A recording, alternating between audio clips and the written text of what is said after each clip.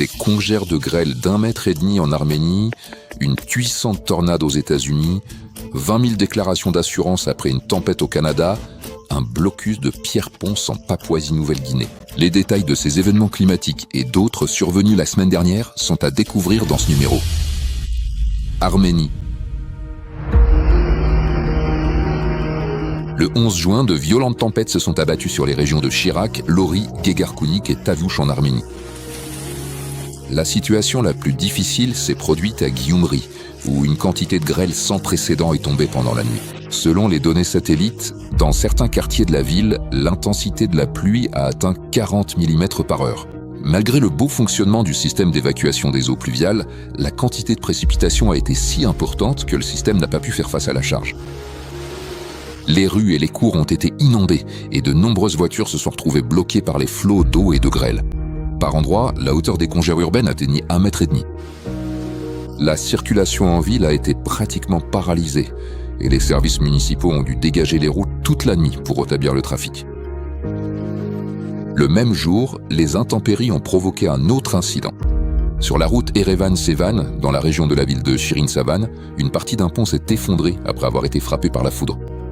En conséquence, 3 voitures ont été endommagées. Heureusement, il n'y a pas eu de blessés, mais la circulation sur ce tronçon ne se faisait temporairement que sur une seule voie.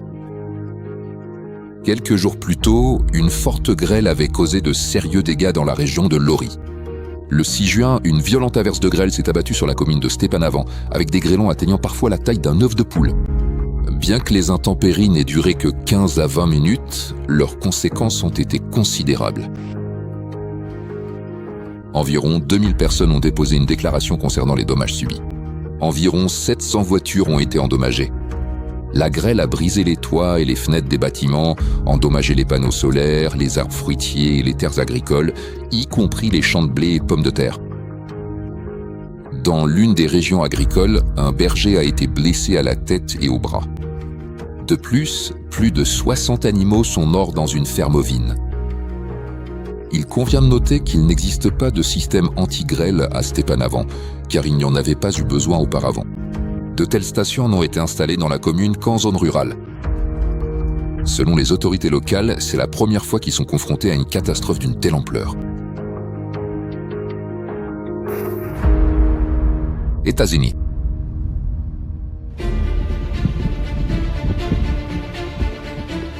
Le 11 juin, de puissants systèmes orageux ont traversé plusieurs États du Midwest américain, provoquant une importante série de tornades. Selon le Service météorologique national, au moins 42 de ces phénomènes ont été confirmés. Les tornades les plus destructrices ont frappé l'Illinois et l'Indiana. Une tornade de catégorie EF3 a touché la ville de Streator, dans l'Illinois. Selon les autorités locales et les médias, au moins 79 maisons ont été endommagées, dont 44 gravement ou totalement détruites. 7 personnes ont été blessées, dont 4 ont été transportées à l'hôpital par les services d'urgence. Une autre tornade puissante a traversé le village de Washburn. Elle a également été classée en catégorie EF3. La vitesse du vent atteignait près de 250 km/h. La tornade a arraché les toits et fait s'effondrer les murs des maisons, ne laissant des arbres que les troncs et les grosses branches. Elle a également arraché les feuilles ou déraciné complètement les cultures de maïs, causant d'importants dégâts à l'agriculture de la région. Dans la ville de Merrillville, dans l'Indiana, une tornade de catégorie EF2 a endommagé plus de 200 bâtiments. Des arbres abattus et des lignes électriques tombées ont bloqué les rues et une partie du toit de l'école a été arrachée. Un tourbillon encore plus puissant de catégorie EF3 a traversé les comtés de Porter et LaPorte. La force de cette tornade se mesure aux destructions qu'elle a laissées derrière elle. Elle a littéralement coupé en deux des silos métalliques à grains, écrasé des systèmes d'irrigation et dispersé des débris sur de nombreux kilomètres. Après le passage de la tempête dans l'après-midi du 12 juin, près de 180 000 coupures de courant ont été enregistrées dans l'Illinois. Dans l'Indiana, environ 115 000 foyers et entreprises sont restés sans électricité. Par chance, les tornades n'ont pas fait de victimes humaines, mais les orages ont tout de même eu des conséquences tragiques. Dans l'un des parcs de l'Iowa, un arbre a été brisé par de fortes rafales de vent et est tombé sur un homme. Il est mort sur le coup.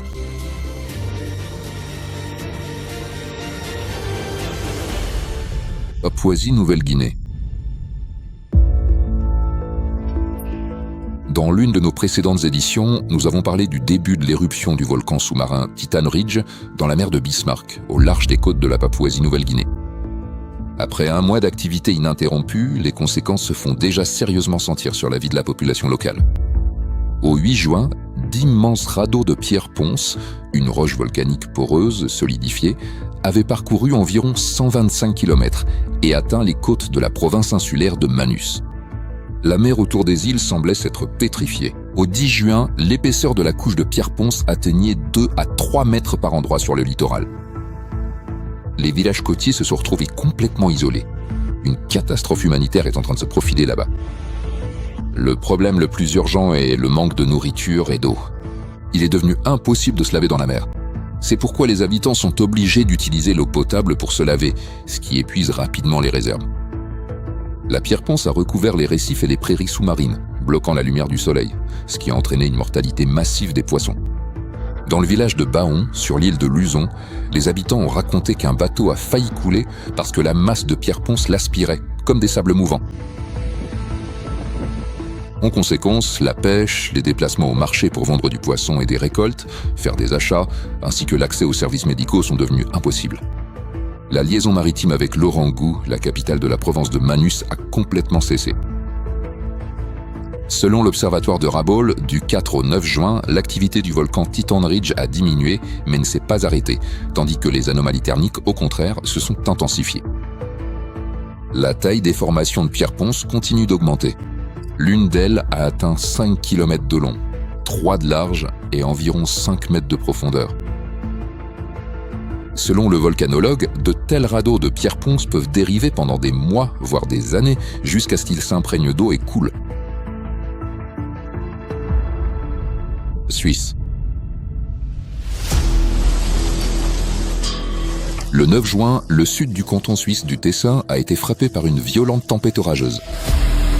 Les habitants locaux disaient qu'ils n'avaient jamais rien vu de tel. L'épicentre du phénomène s'est situé dans la région de Mendrisotto. Dans la commune de Coldrerio, il est tombé près de 41 mm de pluie en 10 minutes. Cela a établi un nouveau record pour les Alpes du Sud et a pratiquement égalé le record absolu de la Suisse.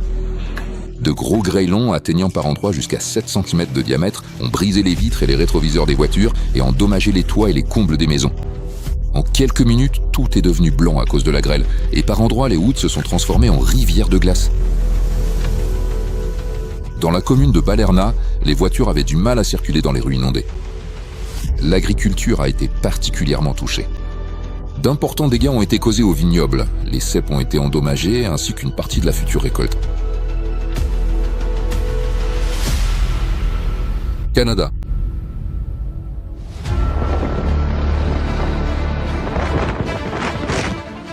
Le 9 juin, un puissant système orageux s'est abattu sur la province canadienne du Manitoba, provoquant d'importantes inondations, de la grosse grêle, des vents dévastateurs et des tornades. Selon les météorologues, il s'agissait de l'un des épisodes de mauvais temps les plus violents de ces dernières décennies. La partie sud de la province a été particulièrement touchée. Dans la région de la ville de Delorenne, des rafales de vent allant jusqu'à 130 km/h ont été enregistrées. À Stonewall, environ 250 mm de précipitations sont tombées en seulement 10 heures. La maire de la ville a qualifié cette averse d'inédite. L'eau a inondé des habitations, des entreprises et des routes, et de nombreux axes routiers ont été partiellement emportés par les flots impétueux. La plus grande ville de la province, Winnipeg, a également été gravement touchée. Dans de nombreux quartiers, les eaux usées se sont déversées dans les sous-sols des bâtiments. En raison des orages persistants et d'une forte activité électrique, des dizaines de vols ont été annulés ou retardés. En plus des pluies torrentielles, la tempête s'est accompagnée de grosses chutes de grêle. À Winnipeg et Sandford, des grêlons de la taille d'une balle de tennis sont tombés, tandis qu'à Waterburn, leur diamètre atteignait 10 cm. La tempête a laissé derrière elle une vaste traînée de destruction. Des arbres arrachés, des lignes électriques coupées et des milliers de voitures endommagées. La compagnie d'assurance publique Manitoba Public Insurance a indiqué qu'en seulement quelques jours après la tempête, elle avait reçu environ 20 000 déclarations de sinistres, ce qui pourrait constituer un record absolu dans toute l'histoire de l'organisation.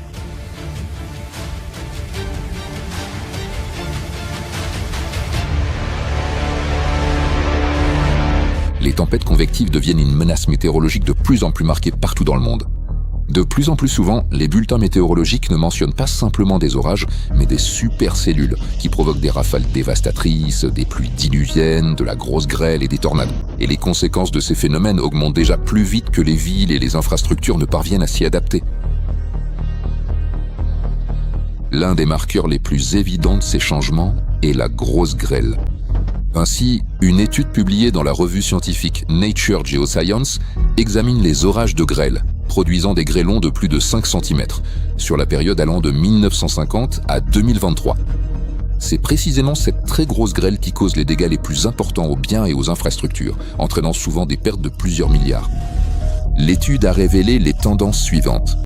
Les principaux foyers mondiaux de très grosses grêles se trouvent dans le nord de l'Argentine, en Uruguay, au Paraguay, dans le sud du Brésil, dans les grandes plaines des États-Unis et en Afrique du Sud. La plus forte augmentation de la fréquence de ces événements est actuellement observée en Europe. Cela est lié à l'augmentation de l'humidité près de la surface et à l'instabilité atmosphérique. Les pertes dues à la grêle augmentent en Europe, aux États-Unis et en Australie, mais les raisons sont différentes. En Europe, c'est principalement à cause de la multiplication des épisodes de très grosses grêles, tandis qu'aux États-Unis et en Australie, c'est surtout parce que davantage de biens et d'infrastructures se retrouvent dans les zones à risque. De plus en plus de scientifiques attirent également l'attention, dans leurs travaux, sur la présence de micro- et nanoplastiques dans l'atmosphère. De telles particules peuvent devenir des noyaux supplémentaires autour desquels se forment les gouttelettes d'eau et les cristaux de glace. De plus, les expériences montrent que les gouttes contenant du microplastique peuvent geler à des températures plus élevées que l'eau pure, c'est-à-dire plus tôt et à des altitudes plus basses. Ainsi, le microplastique est capable d'interférer avec les mécanismes de formation des précipitations, ce qui signifie que son influence sur les processus climatiques et atmosphériques ne peut plus être ignorée. Cela est confirmé non seulement par les recherches et les statistiques. De plus en plus souvent, les gens eux-mêmes affirment que la grêle a changé. Elle est devenue plus grosse, plus destructrice, plus dangereuse. Il détruit les récoltes à une échelle jamais vue auparavant, endommage les maisons et les voitures, blesse les gens, tue le bétail. Et il est particulièrement inquiétant de constater que même les régions où la grêle n'était pas considérée comme une menace sérieuse sont désormais touchées. Les nouveaux risques climatiques doivent être pris en compte dans les prévisions, la protection des récoltes, la planification urbaine et les systèmes d'alerte. Et les scientifiques doivent encore approfondir l'étude de ces mécanismes et trouver des moyens de neutraliser l'influence des micro- et nanoplastiques sur l'équilibre climatique de la planète.